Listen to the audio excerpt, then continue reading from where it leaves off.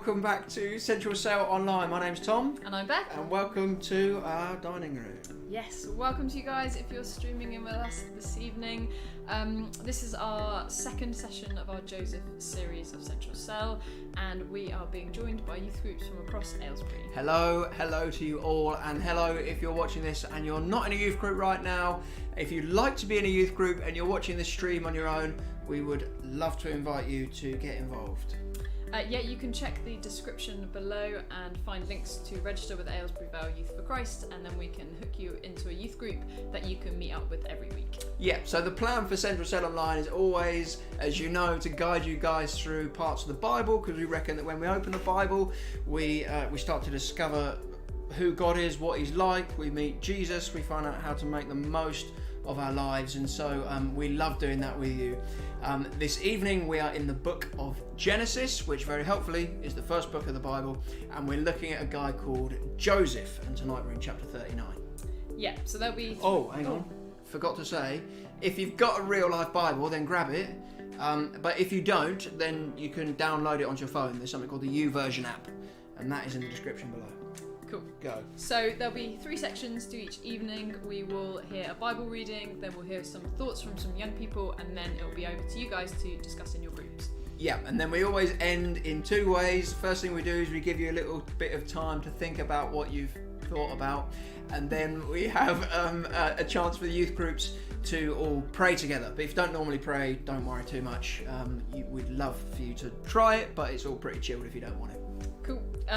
Central Sail always begins with an icebreaker, so we're going to do that now.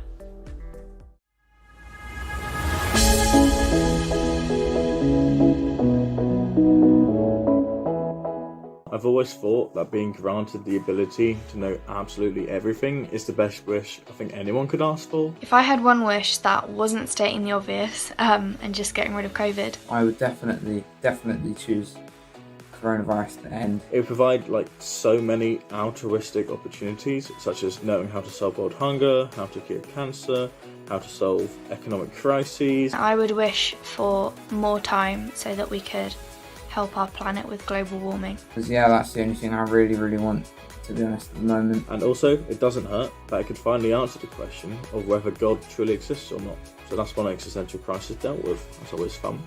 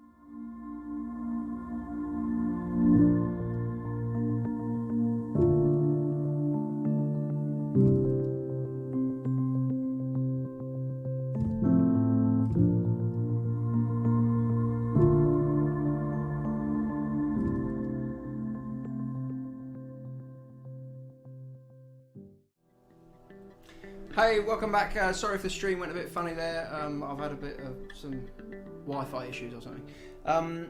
Right, so Jeannie, wish, what would you go for? Well, if you were to ask me to wish for something right this second, and it could just land on my lap, it would be a Yorkie raisin and biscuit. Oh, yeah. That's a good shout. Yeah, thanks. Although I would have to say a Yorkie honeycomb.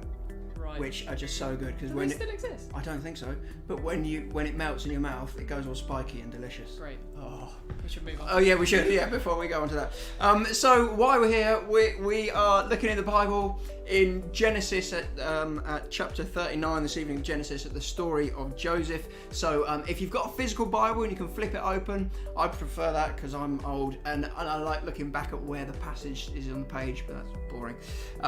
But the other thing I want to say is that the last series we did was the book of Ephesians, so it was a letter, which is a bit shorter.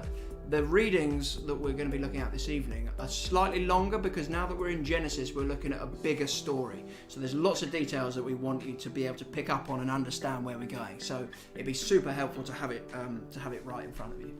Yeah, so we're picking up the story where Joseph has been sold into slavery by his brothers. He starts working for a really important guy in his house, but he receives some unwanted attention from his new employer's wife. Oh, Dun, dun, dun. When Joseph was taken to Egypt by the Ishmaelite traders, he was purchased by Potiphar, an Egyptian officer. Potiphar was captain of the guard for the Pharaoh, the king of Egypt. The Lord was with Joseph, so he succeeded in everything he did as he served in the home of his Egyptian master. Potiphar noticed this and realised that the Lord was with Joseph, giving him success in everything he did. This pleased Potiphar, so he soon made Joseph his personal attendant. He put him in charge of his entire household and everything he owned.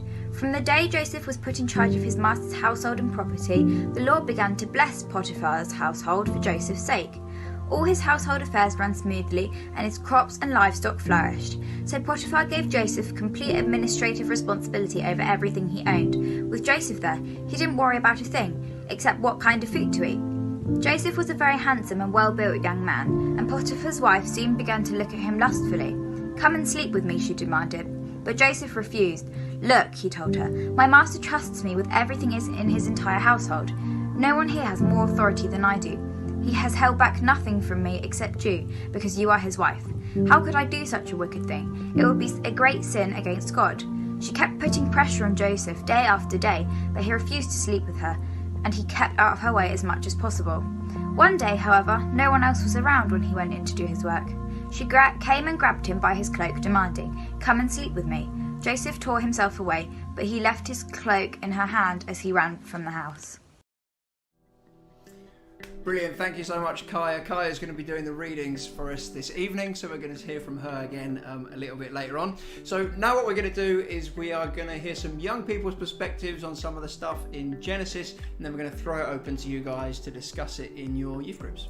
Yeah, we designed the questions so that you have the first one, which is pretty easy, the second one, which is a little bit harder, and then the third one might feel like it's impossible, but it's great to look at these things anyway. Yeah, remember as well, if you're watching live right now, please feel free to pause the video if you need to. If you're getting into a really good discussion and the time's ticking away but you don't want to come back, that's totally fine. Just carry on and ignore us. Yeah, and don't worry about answering all the questions.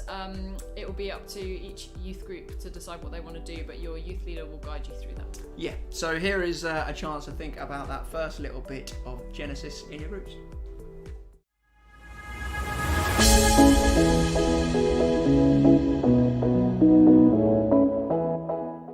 I think I'd like to rule over the US because there's so many different cultures there that I'd love to learn about. If I could rule a country, the one that I'd pick is definitely England.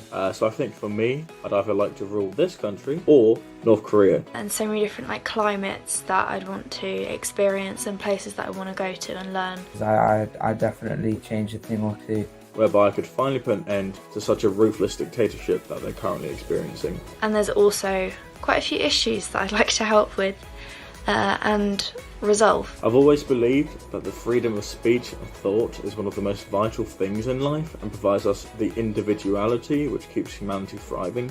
But I think removing dictatorship and providing freedom to people is really important.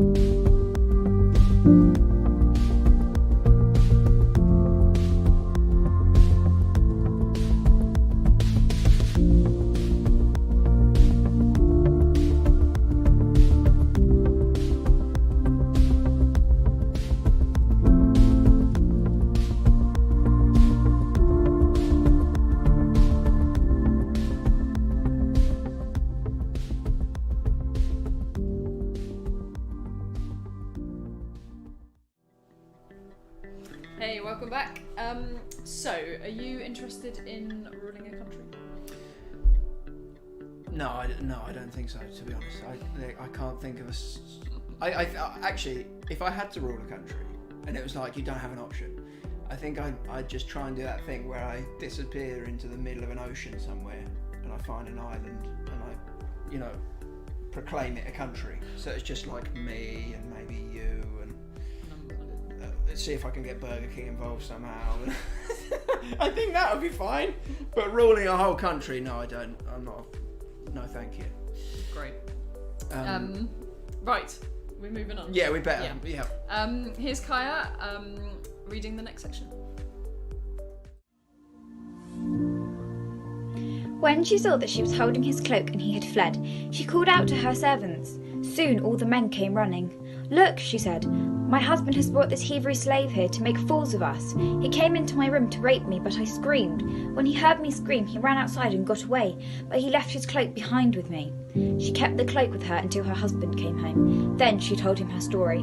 "That Hebrew slave you've brought into our house tried to come in and fool around with me," she said, "but when I screamed, he ran outside, leaving his cloak with me."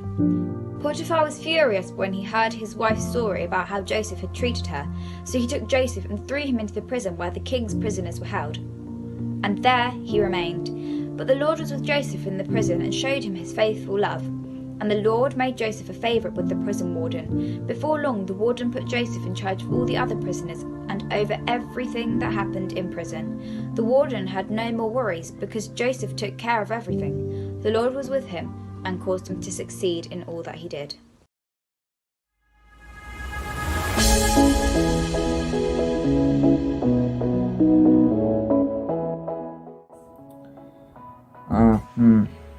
Yeah, there's been a lot of times in life when I've been in like a rubbish situation or a bad situation, but I think it's quite easy to get angry at God at those times. So, simple answer, no.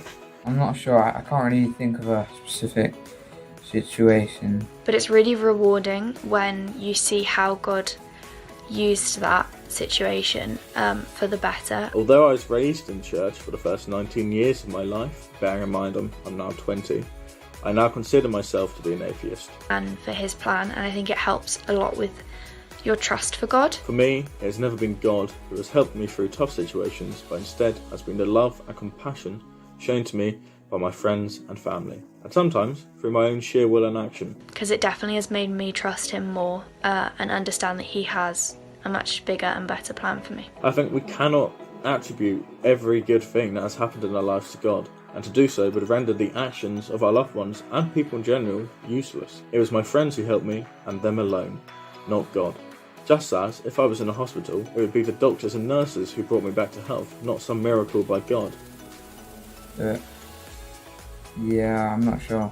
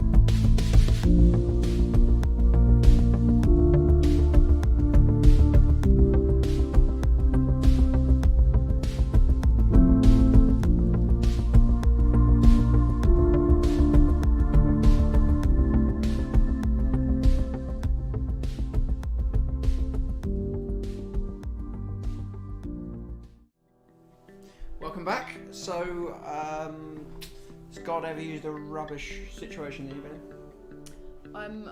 Well, I think God uses tricky situations. They might be big ones or they might be little ones, and can always be using them to help for me to be drawing me back to Him and for me to be relying on Him and kind of, I don't know, when stuff's like going, you're like, God help, and you end up praying more and you end up like, I don't know, I feel like maybe relating to God more in those situations. Yeah. And I think He can use them to then help your relationship. Yeah, that's a good point. Whereas if everything's absolutely rosy and cushy all the time, you're more likely to think, I don't really need God anyway. Maybe. Fine.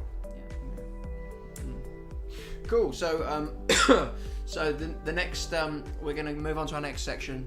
Kai's going to take us through it. This is the moment where Joseph is in prison and his fellow inmates need some assistance, which he very willingly gives. Thanks, Kai.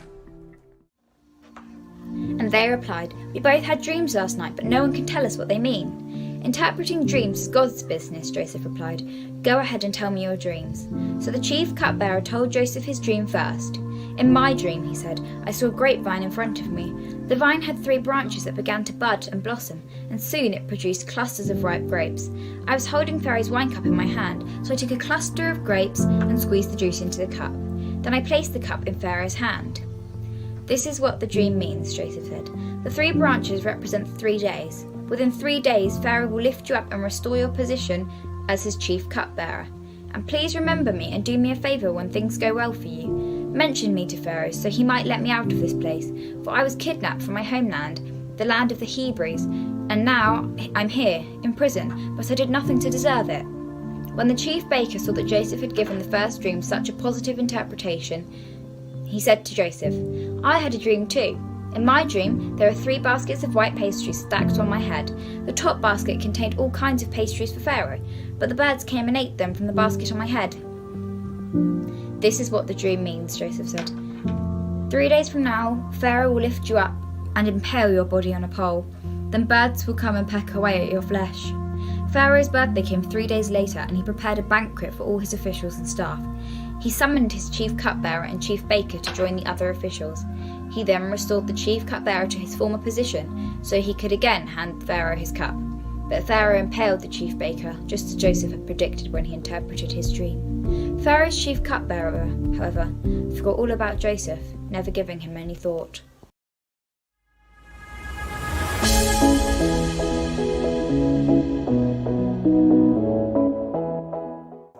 I believe this is in the Bible for 2 reasons: to show the importance of having faith in God, and to show that we can always trust God's words, but not always man's.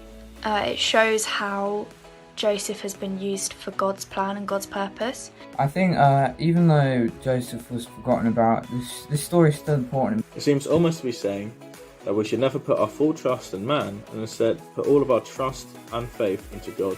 And it shows Joseph's willingness to follow what God says and trust God's plan. However, if you wanted my opinion on it, I think that faith can be quite a dangerous thing.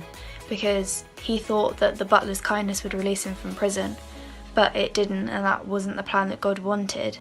Although this passage seems to be claiming that our faith in God is the most important thing over man, I believe that to have skepticism and to question things is really important. Because it just shows that if you keep working and trusting God, then happiness can come from the darkest places.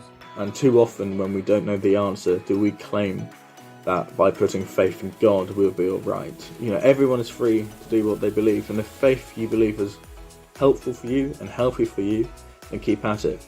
And I also think that because the Bible is a true story, it definitely shows that not all things in the Bible are positive, or how we think it will go, or we think that God would react. So, yeah. It was the idea of there being no answers which turned me away from God, and many other reasons. And for others, they believe that faith will find them answers. So, you know, make decisions yourselves, but don't ever be afraid to ask questions.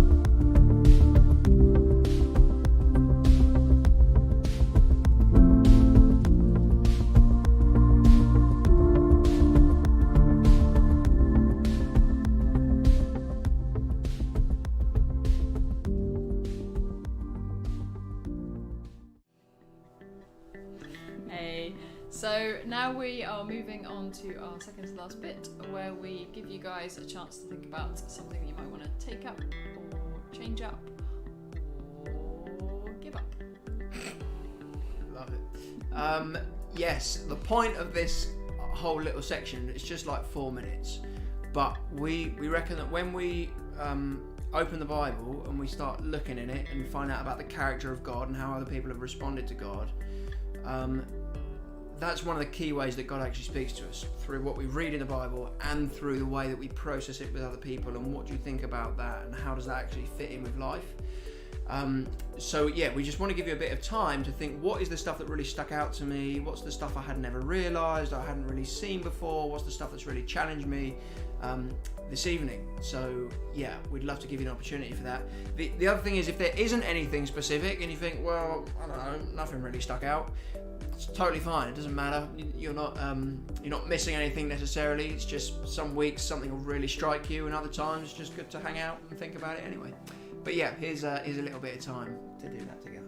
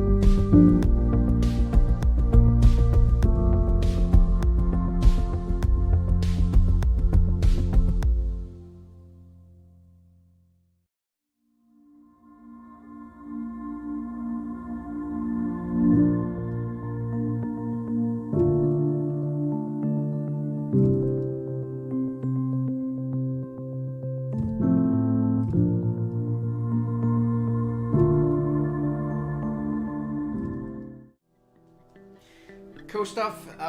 Welcome back. So we always finish Central Cell online with a chance to pray in your youth groups. Now this will be specific to you and your guys. It might be that you want to pray for one person in the group if they're having a tough time. You might want to pray for each other. You might want to pray for a situation in the world, but your youth leader will guide you through that. Yeah, and if you're not used to praying, that's totally fine. You might just want to sit there and enjoy the time, or you might want to choose this to give it a try. Yeah, and remember as well, like if you get into praying and it's going really well and the time's ticking down, you know, you don't have to stop just because the timer says so. Just pause it or turn it off or whatever. You can ignore us, but we will be back in just a little while.